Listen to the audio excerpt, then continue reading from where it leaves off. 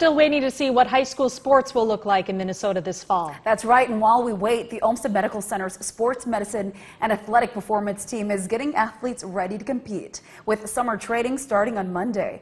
Our Garrett Short shows us what training will look like. It's hard not to miss the sound of a cheering crowd right now. The Tuesday night volleyball game or a Friday night under the lights sounds like a dream.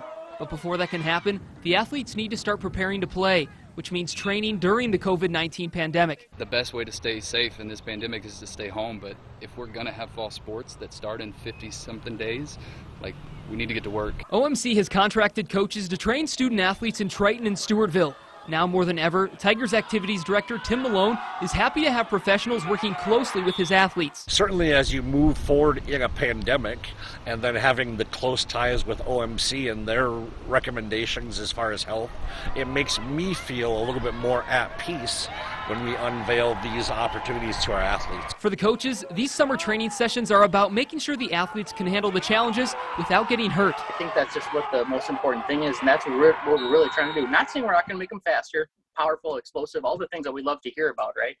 But it's just not the most important thing. It's a byproduct. This is the second summer Eric Pohl has worked with Stewartville, and while things will be different this year, like no use of the weight room, he believes that training will be vital to prep the athletes for their seasons ahead. So we just have to keep them in smaller groups, have to keep them separated, so obviously training is going to look just a little bit different. But, I mean, you can still run a sprint maintaining your 6 feet distance, right? The return of sports will be exciting, but preparing in a safe way is the key.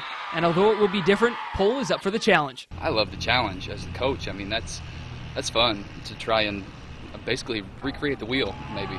Being challenged as a coach only makes you better. For ABC 6 News, I'm Garrett Short.